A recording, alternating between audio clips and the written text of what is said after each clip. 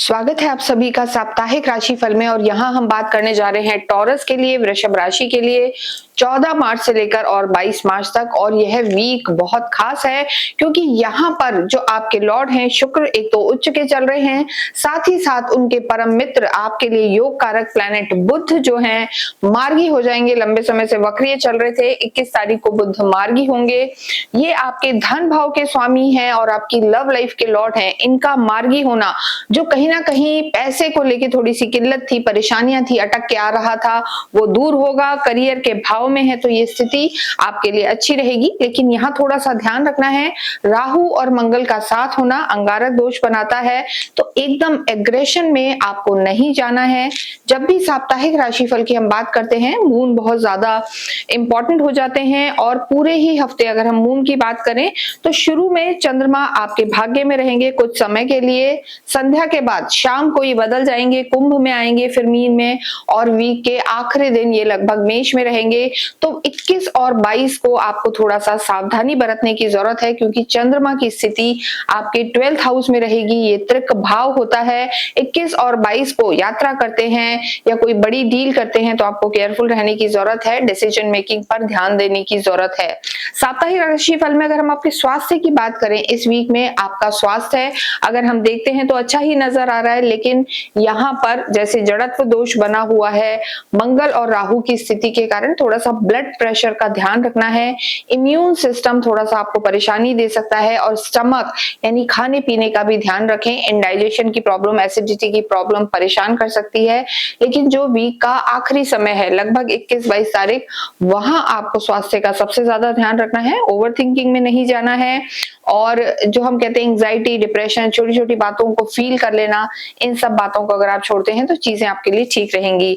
Love life की बात करेंगे तो देखिए, लव लाइफ को सूर्य, शनि, शुक्र तीनों ही ग्रह देख रहे हैं। सूर्य और शनि का साथ में देखना थोड़ा सा कॉन्फ्लिक्ट ला सकता है और सूर्य एग्रेशन बढ़ा सकता है, तो इस स्थिति का आपको ध्यान रखना है। लेकिन जो बुध हैं आपकी लव लाइफ के लॉर्ड, पंचम से लव लाइफ को देखा जाता है।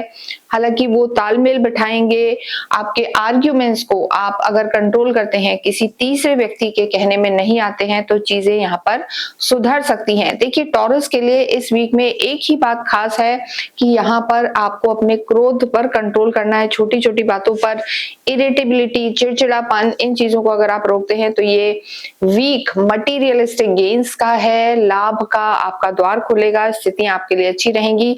और ये वीक वैसे भी खास है, आपके लॉर्ड शुक्र होते हैं और इसी वीक में 19 तारीख से चैत्र नवरात्रे स्टार्ट हो रहे हैं।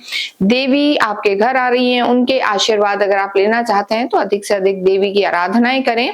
वैवाहिक जीवन की जब हम बात करते हैं तो देखिए, मंगल लॉर्ड हैं, स्थितियां हालांकि यहाँ पर ठीक हैं। आपके स्वयं जो लॉर्ड हैं शुक्र, वो इस समय उच्च के चल रहे हैं, लेकिन मंगल और राहु का साथ होना थोड़ा सा जो एक कहते हैं कॉन्फ्लिक्ट, आर्ग्यूमेंट, ये नेचर आपका परेशानी दे सकता है।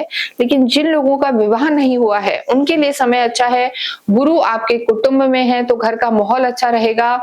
नए रिश्तों के योग बन रहे हैं। वैवाहिक जीवन जिनका नहीं है अभी तक, उनके लिए चीजें थोड़ी सी आगे बढ़ती हुई नजर आ रही हैं। कार्य क्षेत्र यहाँ पर लाभ देता हुआ नजर आ रहा है। देखिए, कार्य क्षेत्र के हालांकि जो लॉर्ड हैं शनि इस समय अस्त हो गए हैं, तो एक चीज हम आपको जरूर कहेंगे, अगर आप किसी भी रूप में कंस्ट्रक्शन के काम में हैं, मशीनरी से रिलेटेड आपका कोई काम है, इनमें थोड़ा सा आपको सावधानी बरतने की जरूरत है। अन्यथा धन धान्य की स्थिति यहाँ पर बेहतर है। डिजिटल वर्ल्ड से जुड़े हुए हैं, एआई से जुड़े हुए हैं, क्रिएटिव फील्ड से जुड़े हुए हैं, तो स्थितियां आपके लिए बहुत अच्छी रहेंगी। सरकारी क्षेत्रों से भी आपको फायदा हो सकता है। इसके साथ साथ 21 तारीख को जो बुध आपके परम मित्र हैं वो मार्गी हो जाएंगे, आपके धन भाव के लॉर्ड हैं। तो जो पैसे की स्थिति यहाँ पर अटकी हुई थी, मनी रोटेशन में कमी थी, पुराने कोई ना कोई करे हुए इन्वेस्टमेंट यहाँ पर आपको लाभ दे सकते हैं। धन की स्थिति यहाँ पर सुधरने वाली है। इसके साथ ही अगर हम देखें, अगर आप किसी भी रूप में क्रिएटिव्स में हैं, कम्युनिकेशन स्किल से रिलेटेड आपका कोई काम है, कंसल्टेंसी का काम है, तो वहां भी आपको लाभ हो सकता है। ये स्थितियां यहाँ पर अच्छी नजर आ रही हैं। इसके साथ साथ प्रॉपर्टी और घर बनना, लंबे समय से सोच रहे थे रेनोवेशन कराना, घर बनना, ये कार्य भी आपके हो सकते हैं। प्रॉपर्टी से लाभ हो सकता है क्योंकि मंगल की सीधी दृष्टि है, लेकिन अपने घर के माहौल को संभालना है और कोई ना कोई घर में ही या कार्य में हिडन पॉलिटिक्स का शिकार आप हो सकते हैं। तो इन चीजों का थोड़ा सा टॉरस को ध्यान रखना है इस बार।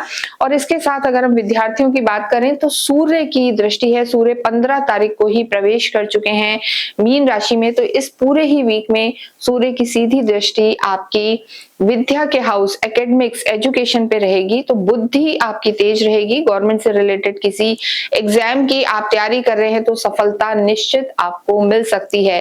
लेकिन जैसा हमने बताया, इस वीक के एंड में 21-22 तारीख को चंद्रमा थोड़े कमजोर रहेंगे, वहां पर आपको थोड़ा सा ध्यान रखने की जरूरत है। बात करें आपके अध्यात्म की, आध्यात्मिक आप होते हैं, गुरु का आपके कुटुंब में होना, आपके सेकंड हाउस में होना, यहाँ पर थोड़ा धार्मिक बुद्धि आपको प्रदान करेगा। भाग्येश जरूर शनि इस समय अस्त हो गए हैं, तो देखिए टॉरस को ये जरूर हम कहेंगे कि इस समय जो आपके भाग्येश हैं शनि सूर्य के साथ आ गए हैं, अति शत्रु होते हैं और अस्त भी हो चुके हैं।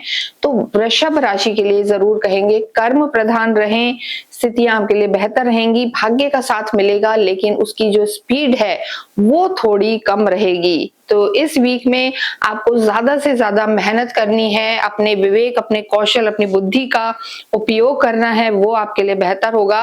भाग्य के भरोसे चीजें ना छोड़ें और अपने टेम्परामेंट पर ध्यान दें और 21-22 तारीख को धन से संबंधित कोई भी लेन देन ना करें। जितना हो देवी की आराधना करें, अपनी कुल देवी की आराधना करें। और नवरात्रे 19 तारीख से स्टार्ट हो रहे हैं, तो अवश्य ही डेली आप एक पान के पत्ते पर एक बताशा और एक लौंग का जोड़ा, यानी 2 लौंग आप माता को अवश्य चढ़ाएं। नित्य कुंजिका स्रोत का पाठ करें, ये आपकी सारी परेशानियों को दूर करने वाला होगा। इसके साथ ही इस वीडियो को हम यहीं समाप्त करते हैं। कमेंट बॉक्स में आप अवश्य ही ओम शुभ शुक्राय नमः लिखें। Thank you.